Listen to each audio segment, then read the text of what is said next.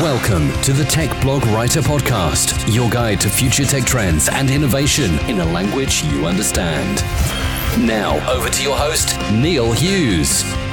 Welcome back once again to the Tech Blog Writer Podcast, where we feature tech stories from startups to Fortune 500 companies all over the world. We cover so many topics every day here on this show, and let me tell you, ensuring that you have a guest 7 days a week with a different story to tell can be quite challenging. But today's guest made that very, very easy. Because I recently came across Workboard, which is an innovative startup with the ambitious goal of creating a new category called Active Strategy Management.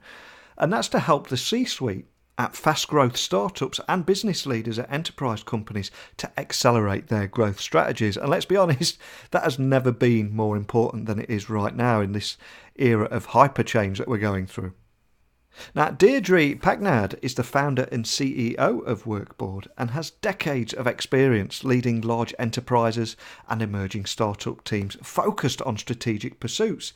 And she's passionate about helping other leaders engage their teams in great achievements.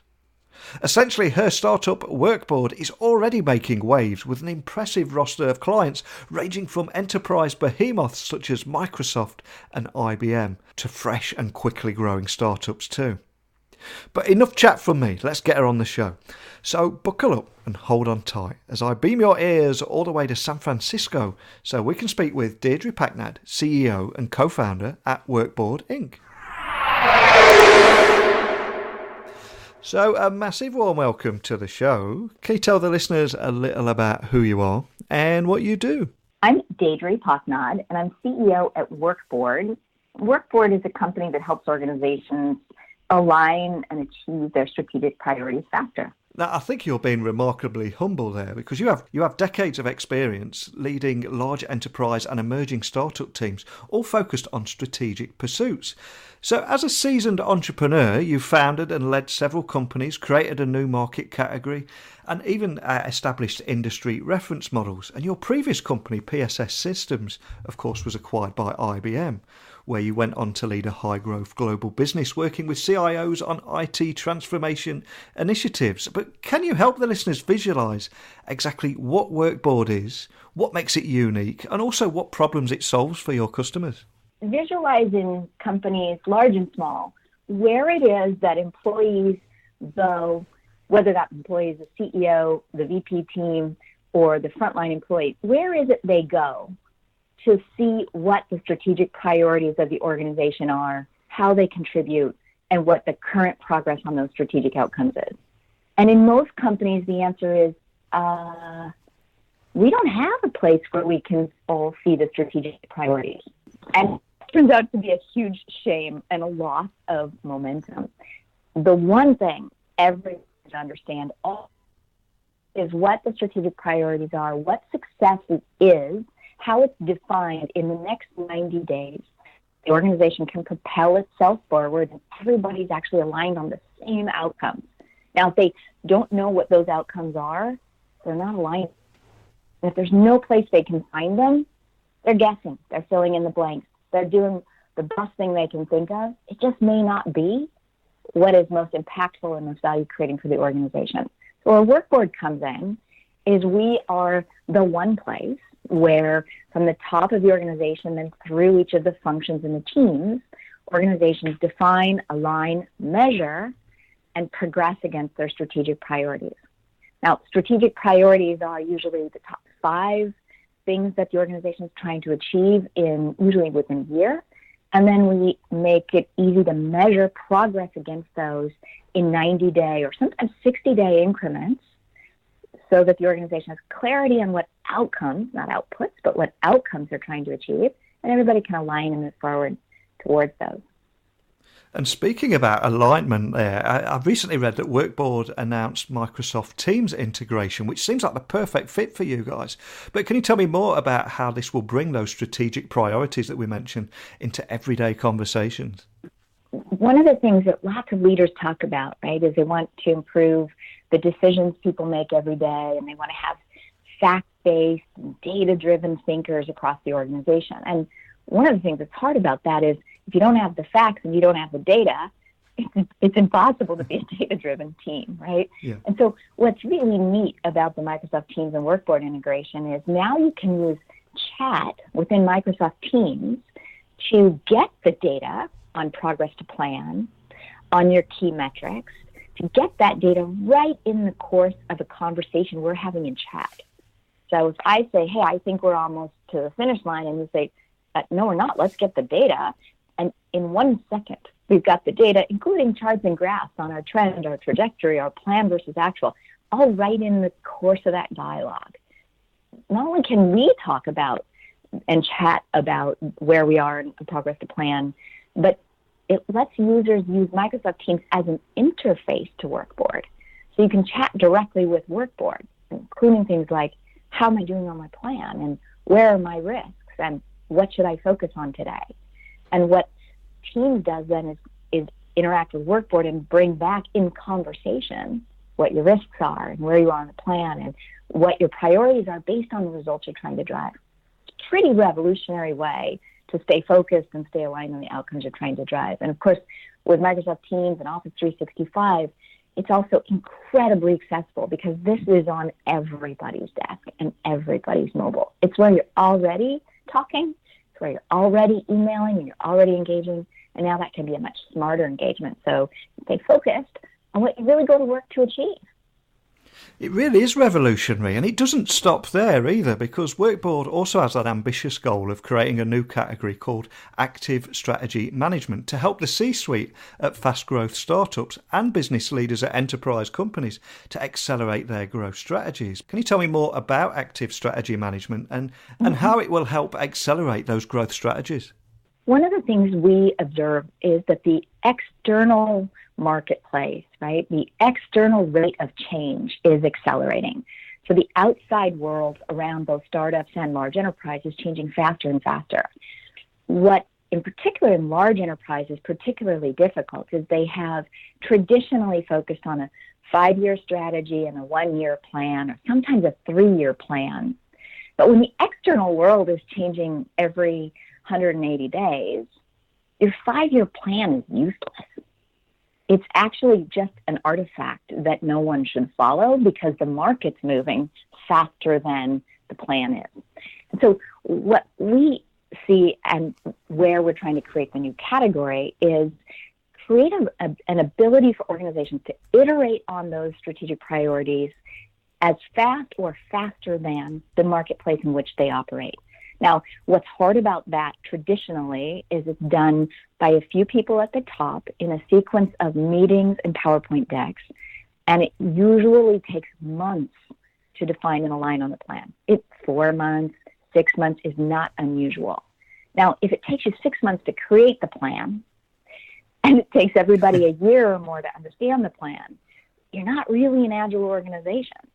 And of course, operating without a plan doesn't make any sense either. And so we see this opportunity to really enable organizations to iterate on their strategic plans faster, to activate them very, very quickly, because who cares if you have a plan if nobody's following it, right? And to do that in a way that allows you to learn incrementally each quarter so the plans get smarter and the execution gets better and better and better over time. So in your opinion, what are those biggest strategy failure points for startups? Is it all around the plan, or is there other areas too?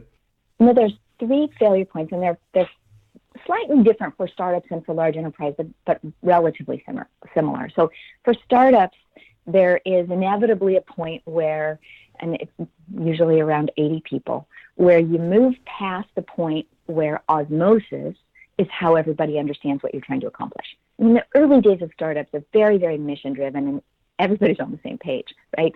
Yeah. And with a lot of intensity, right? A lot of vigor. Now, as the organization gets bigger and you get 80 people, 100 people, several hundred people, you are in different locations. There are many more layers of management. The strategic direction needs to trickle down through more managers. A lot of times those managers are first-time promoted to manager, and they have absolutely no clue on how to organize for results, and they know how to do the work. They don't know how to lead the team to results. So in startups, it's really about scaling the alignment and the speed as the organization grows. So they don't lose alignment and lose speed and lose the sense of mission as they get bigger. In large enterprises, they've already lost it.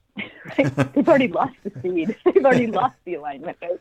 And there it's helping them get it back. And there's really three dynamics in play in large enterprise. And the first is the strategic plan is irrelevant. It's outpaced by market, so it's irrelevant day to day. And because it's invisible to most of the organization, of course, it does not inform the decisions and choices they make this week about what it is they're going to focus on. The second is the traditional process, the PowerPoints and the meetings and the monthly ops reviews and the quarterly business reviews, the weekly staff meetings. That process of compiling the data on where we are against plan takes 40% of leadership team time. And that's just a colossal sink of time that is to get the facts, not to act on the insights. And so that is literally robbing an organization of its capacity for achievement, right? And particularly because it's at the leadership level, its capacity for strategic achievement.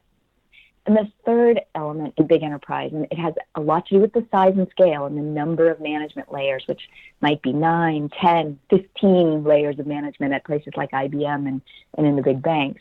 The third issue is it's very difficult to see how the work and execution actually align to the strategic priorities. And that's because the work is distributed over thousands of Excel trackers and different task systems, and the strategic priorities themselves are trapped in a PowerPoint deck that only the people at the top have. And so you've got management in the middle trying to glue it all together and make sure it works. And of course, that's a completely analog approach to managing and leading in an incredibly digital time. And so those three issues, nobody knows the strategy, management spends 40% of its time compiling data, not acting on it, and it's very hard to connect strategy and execution. Those are the real killers, if you will, in big enterprise. And of course, that's directly where we try and attack and solve problems in active strategy management. And it's such a universal problem as well. I'm sure we've got people listening all over the world, whether they're exercising in a gym or on the commute to work, listening to all those points you're raising there and nodding their head in agreement. So I've got to ask, for any of those people that have all experiencing these same problems, how are you addressing those same issues head on with Workboard? So the app itself, the software component of it, has three pieces, three primary elements. The first of those is what I think of as alignment intelligence. So it is software process and mechanism to define and cascade strategic priorities and define and measure success in 90-day increments or 60-day increments. And that is, in a sense, a sequence of, from the leadership team to the marketing team, the finance team, the dev team, and so on. It is at each layer then what their local version of the strategic priorities are and their metrics and how those align upward. And it is a way to connect them all, to have the cascade and roll up work in an automated way. And so everyone in the organization can see what each team and each function is driving towards in the period and over the course of the year. And that mechanism moves much, much faster than the PowerPoint meeting mechanisms of old. And of course, it also creates this red, yellow, green automation. So with one blink, you can see exactly where it is that the strategic priorities are at risk. And with one click, you can get the detail on measurements and progress against the plan. So plan versus actual. And that one blink, one click usually takes 1 month, right? So it's this big acceleration out of that first piece, which is the aligning of strategic priorities and metrics. The next is connecting the strategic priorities and metrics, or as startups call them OKRs, connecting those to the execution itself. So there are in Workboard a number of Kanban boards and collaboration boards and project boards that are really highly visual ways to coordinate and organize the work and link it to the strategic priorities and the metrics that that work drives so that you can see the relationship. If you're at the top of the house, you can drill down to execution.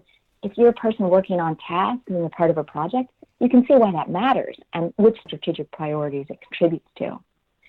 The hub in the middle, the thing that makes it go round faster, is something we call running business reviews and decision points. And those running business reviews allow people to curate their own dashboards, if you will, replacing the PowerPoints they get in the monthly ops reviews and the quarterly business reviews with a continuous understanding of where we are on the priorities, where we are on the metrics, what the risks are, what the execution status is. You have a continuous understanding of those rather than a once every 2 weeks or once a month with a 52-page PowerPoint. Incorporate this notion of meeting, so as things go wrong, because they always do, as the roadblocks come up, as the risks arise, those and the metrics go on the agenda for the meeting. So you're using the meeting not to find out where we are. You're using the meeting to go from where we are forward. The facts are already on the agenda when you arrive in the meeting. Again, a big accelerator for organizations. And Workboard is already making big waves with impressive roster of clients ranging from enterprise behemoths like Microsoft and IBM to fresh and quickly growing startups. But to help listeners visualize the kind of problems you solve, can you also share maybe a use case and maybe a before and after picture of the kind of difference that you've made to a business? Yeah, a couple of examples. One is Trendkite, which is a fast-growing startup, a couple hundred people based in Austin, Texas, has fantastic investors, has been on a real growth tear. And as their CEO would say, they were growing 100% year over year, which is incredibly impressive, year after year. But nonetheless, even though with that high growth rate, they felt that, and the CEO in particular felt that it was difficult, and they still struggled to get everybody on the same page, really understanding what the big priorities of the organization were, what the strategic levers were, and how they contributed. And he felt that if everyone was more closely aligned and had more transparency on those strategic priorities, they could operate at even a higher level and grow even faster. And when you're a couple hundred people growing 100% year over year, that's usually where a company's growth rate starts to taper off. And he didn't want to lose that velocity. He wanted to improve that velocity even as he grew further. So he engaged Workboard. We helped them with two things.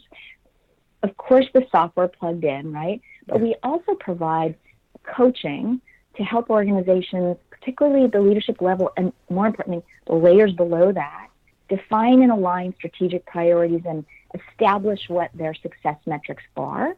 A lot of times teams aren't very good at thinking about results. They're good at thinking of tasks. And so through the coaching and through the software, a couple things happened. First, they had their highest performing quarter ever, their first quarter with Workboard. Every team did better than it had ever done before, not just on the revenue side, across the board. The second dynamic that came out of that is the CEO was able to move up out of the weeds, if you will, of inspecting everything and spending all his time making sure the right stuff was getting done. He was able to elevate where he participated because he had transparency, because he knew he had alignment. He could see that alignment in the system. And so that allowed him to scale himself.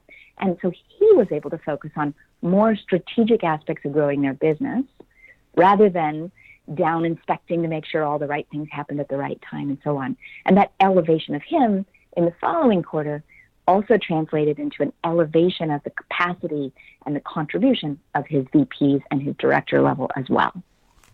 I'm curious, do you find that larger companies, I mean, you kind of hinted earlier, but do you think that larger companies are drowning in their very own internal processes and data silos that they've created, whereas younger, faster growing companies can break through strategy execution, speed barriers to achieve more with less time and less capital? And is that gap going to continue to widen? And how can these older companies or traditional companies tackle the big thing, which is culture change head on? Yeah, great question. We focus on I'll call it both ends of that pole, right? So the high growth startups who are absolutely completely open to change. They think about how can they use tools, how quickly can they use tools to grow, to be better, to operate at a higher level, and so on. They are hungry for what is a better way. One of the most overwhelming and I think challenging aspects in large enterprises, there are generally a large portion of the employee base who are closed to tools. They are closed to the idea of how can we do this better? How can we go faster? How can we raise our excellence game? And that, unfortunately, that resistance is difficult to overcome and is an enormous speed barrier for large organizations. Having said that, we do, as you pointed out, work with Microsoft, with IBM, with Samsung, with Deutsche Telekom, with large enterprise where there's a transformational leader who is trying to change the velocity of his organization, to change the impact of that organization in the marketplace, and behave more like a startup, quite literally. And in the course of that, obviously we get engaged and help them implement some of the same approaches, processes to fast iteration, to real measurement and transparency, which startups love and old enterprise hates, and to the learning cycles that go with this sort of quarterly iteration. And when we bring that in, there are, in general, there's a big impact and you get a big boost out of it. It is, there's a little more resistance in big enterprise than there is in startups, where there's essentially no resistance. Everybody gets on the bandwagon right away. Startups, or in large enterprise, it's sort of a 70-30, 70 on the bandwagon, 30 trying to hold it back or slow it down. And this is part of the cultural change and transformation I think that large enterprises are trying to make. I think with great leadership and with persistence, which is what transformation takes, I think some of them will break through. And quite frankly, Microsoft is a stunning example of transformation, speed, velocity, that starts with transformational leadership with Satya Nadella at the top and has clearly permeated through the layers, just from looking at their speed and agility, the new rate of innovation, the new sort of go-to-market model they have. So it clearly can be done. Amazon does it every quarter, right, at 500,000 people. So large enterprise can drive the speed and transformational behaviors. It needs to choose to do that and make sure it has the right people on the team to make it happen. Yeah, because I think the speed is moving at a breathtaking pace, and a lot of companies are struggling to keep up with it, but the reality is that it's never going to be this slow again. It's going to continue to get even faster. And I also read a great article on Forbes written by you about making speed your company's new currency. But for anyone that hasn't read that article, could you just tell the listeners a little bit more about it? Because it's so true, a lot of the points you were making in that. Yeah, so I think that your velocity quotient today is as important as your intelligence quotient as an organization was in the past. So traditionally, organizations said, well, I'll go hire the smartest people, we'll get them from the top 10 schools, and we'll just be smarter than everybody else, and that will do it, right? We'll have the best people. Today, I think it's actually, you got to have the best people, for sure, but if those best people move slower, then your competitors, even if they don't have the best people, you still lose. Yeah. And so today, I think your VQ is as important as your IQ, right? And I actually think velocity quotient can be measured. I think it should be measured. And I think it's an indicator of how much impact and value your organization will create with its resources and with its capacity. And in really simple terms, the ABCs of that are, your velocity quotient is how quickly you can move from point A, where you are now, point B, where you're trying to get to in the next 90 days, and how much resources it takes for you to move at high speed from point A to point B. In some ways, it's a classic thing of, are you going to be the organization that does more with less, or are you going to be the organization that does less with more? And doing less with more means your people don't know where you're going, you don't know where you are now, and your resources are allocated to running around trying to figure it out and report it out instead of value creation and getting to point B, a common view of what point B is, as opposed to we all have our own view of what point B is. So what's next for yourself and indeed Workboard? Is there anything else that you can share with us today? We have a lot to do and a lot of growing to do, which is wonderful. A couple of things that are really exciting on this forefront for us are around bringing more artificial intelligence, and I'll call it augmented intelligence, into, for example, the chat bot that I mentioned earlier, so that the bot initiates conversation to highlight or surface risks to you before you ask, right? So what is it you should know that will help you drive the outcomes and the results that you want, whether you're leading a team of 5 and it's your first time as a manager, or you're leading a team of 5,000 and you're the division exec over a business and a larger enterprise. That augmented intelligence can come into play in our chatbot and into a whole host of other places in the app that help people achieve more with less effort, with less circles, with less time and effort than they currently expend. It's a really exciting frontier. And of course, it comes from being able to harvest and use and tap into the data our customers are already aggregating in Workboard around their plans and their execution against those. There's a ton of insight there to be brought to bear on improving and increasing their excellence go forward. So I'm really excited about our opportunities there. I'm also very excited about deepening our integrations and the touch points with the Microsoft portfolio and a host of other applications that provide metric data and, if you will, the actuals against the plan that is managed inside Workboard. So I'm sure there's going to be a lot of people listening that are going to be incredibly excited and almost feel inspired to make a difference and speed up their own processes. So if there is anyone listening out there, could you remind them of where they can find you online and also contact your team if they have any questions or just want to carry on that conversation that we started today? Workboard is at workboard.com. So WORKBOARD.com. I'm, of course, at Deidre on Twitter, so DAY_DREE. Follow, shout back, DM me if you want to have a conversation or chat and connect with us. At workboard.com, you can definitely click a button to have a conversation or to get a demo or to have a deeper dialogue on Microsoft Teams integration or Workboard Active Strategy Management itself.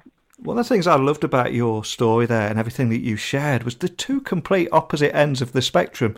At one end, we've got the traditional tech giants where people are resistant, the culture is closed and they're close to new tools, new ideas, new ways of working. And their 5-year market plan, where the reality is that the market is working faster than their plan. Whereas by contrast, the younger startups, everyone's on board straight away. I think it's fascinating how you can work in both ends of that spectrum. But more than anything, just a big thank you for coming on and sharing your story today. Thank you. Thank you, Neil. It was a pleasure. I'm so glad we got to speak with Deidre today, and I think she's provided real value to anyone listening in the C-suite. And the big takeaway for me is if IBM and Microsoft are working with them, they must be onto something here. And as soon as you delve a little deeper and you see the kind of language that they use, it's easy to see why. By working with their clients, Workboard pride themselves on maximising achievement, alignment and accountability across their teams to realise optimised business success. And if you're in business, being able to simplify and achieve those goals is so much harder than Workboard make it look. So for those reasons alone, I'm going to continue to follow them and see how they evolve, because everything they're doing with apparent ease is what many, many businesses are struggling to get to grips with right now. But over to you. What are your thoughts on our chat today? Did it remind you of anything that you've recently experienced? Do you have any viewpoints on leadership, goal alignment, or execution excellence? Whatever it is, your podcast host has an open door policy. So email me at techblogwriter@outlook.com or tweet me at Neil C. Hughes. But we are approaching the end of the show now, so thanks for stopping by and allowing me to be the soundtrack to your day. And I hope that you'll join me again tomorrow. But until next time, don't be a stranger. Thanks for listening to the Tech Blog Writer Podcast. Until next time, remember, technology is best when it brings people together.